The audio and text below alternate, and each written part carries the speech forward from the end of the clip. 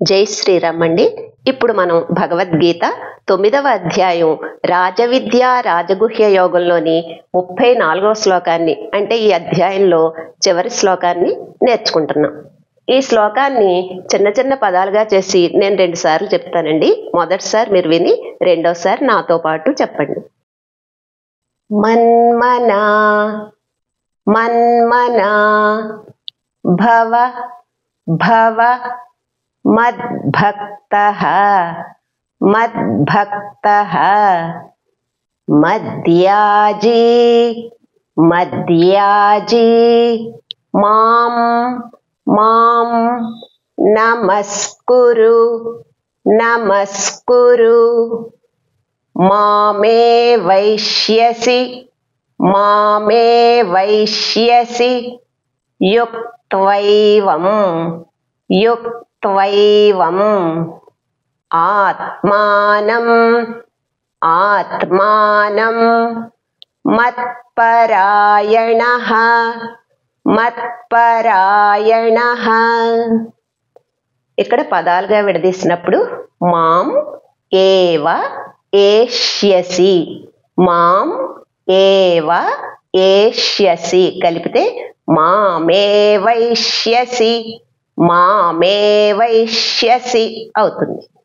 ఇప్పుడు మళ్ళీ మన్మనా మన్మనా భవ భవ మద్భక్తః మద్భక్తః మద్యాజీ మద్యాజీ మాం మాం నమస్కురు నమస్కురు మామే వైష్యసి మామే వైష్యసి యుక్త్వైవం యుక్త్వైవం ఆత్మానం ఆత్మానం మత్పరాయణః మత్పరాయణః.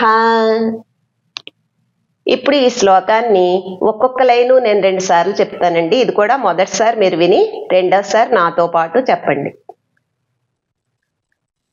మన్మనా భవ మద్భక్తః మన్మనా భవ మద్భక్తః మద్యాజీ మాం నమస్కురు మద్యాజీ మాం నమస్కురు మామే వైష్యసి యుక్త్వైవం మామే వైష్యసి యుక్త్వైవం ఆత్మానం మత్పరాయణః ఆత్మానం మత్పరాయణః.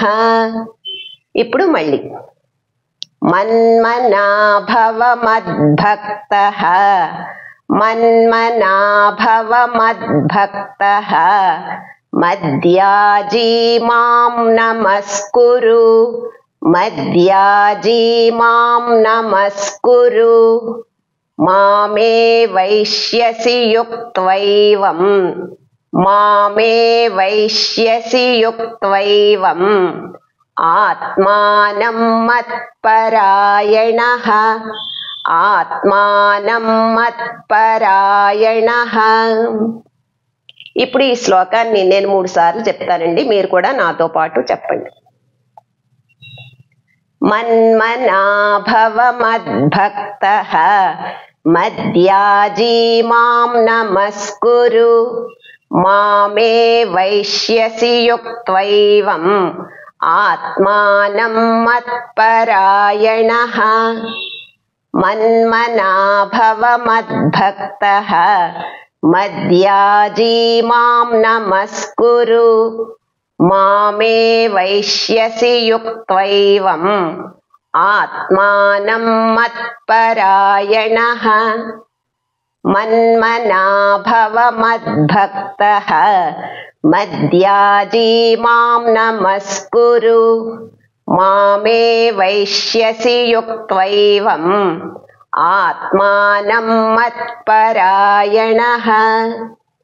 ఓం తత్సత్. इति श्रीमद्भगवद्गीतासु उपनिषत्सु ब्रह्मविद्यायां योगशास्त्रे श्रीकृष्णार्जुनसंवादे राजविद्या राजगुह्ययोगो नाम नवमोऽध्यायः।